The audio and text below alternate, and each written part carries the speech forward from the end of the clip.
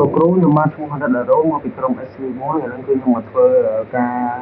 ងារលោកគ្រូគឺការ short comment ដែលការ short comment នេះគឺការធ្វើរៀបចំឲ្យ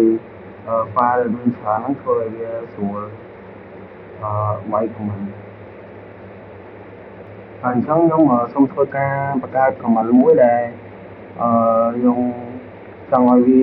host វា comment ទៅ load ទៅជា host chapter hostman hostname អញ្ចឹងខ្ញុំធ្វើការបង្កើតមកខ្ញុំធ្វើការ command alias clear SV1 comment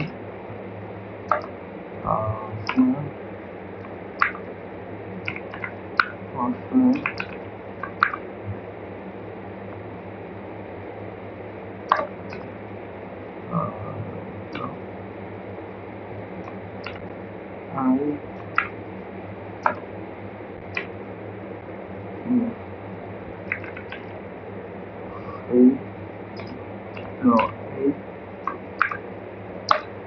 ហើយខ្ញុំធ្វើការ ls error folder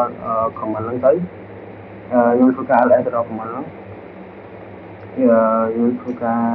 ស្វែងរក comment ហ្នឹងដោយប្រើ command s sv1 ហ្នឹង sv1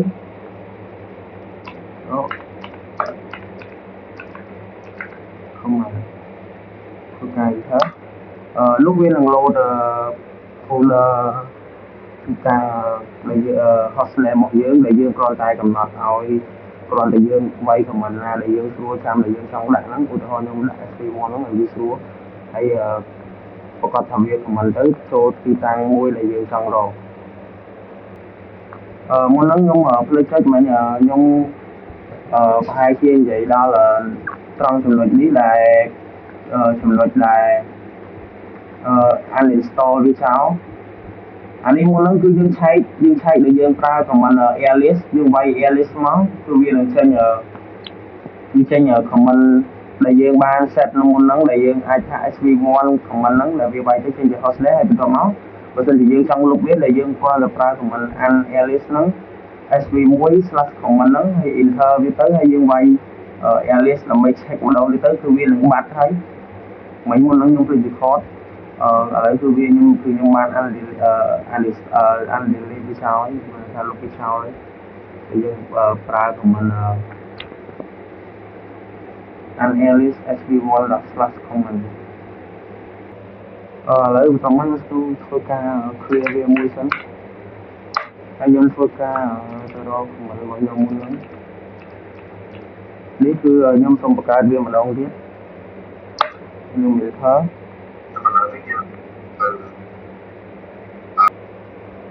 ហើយខ្ញុំសាក log out ចេញ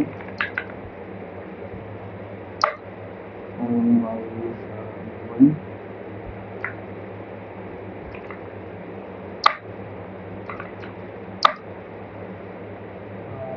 ខ្ញុំធ្វើការជួយវិសាលនេះទៀត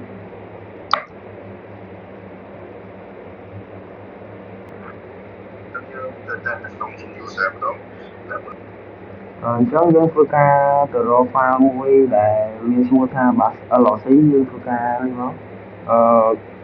ls error មកនេះគឺវាចេញមកហើយគឺ bus history នេះ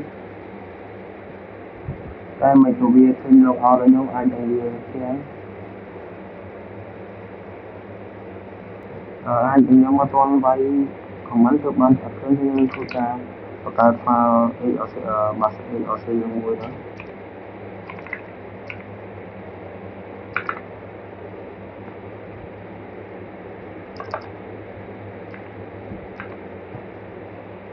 ធ្វើការ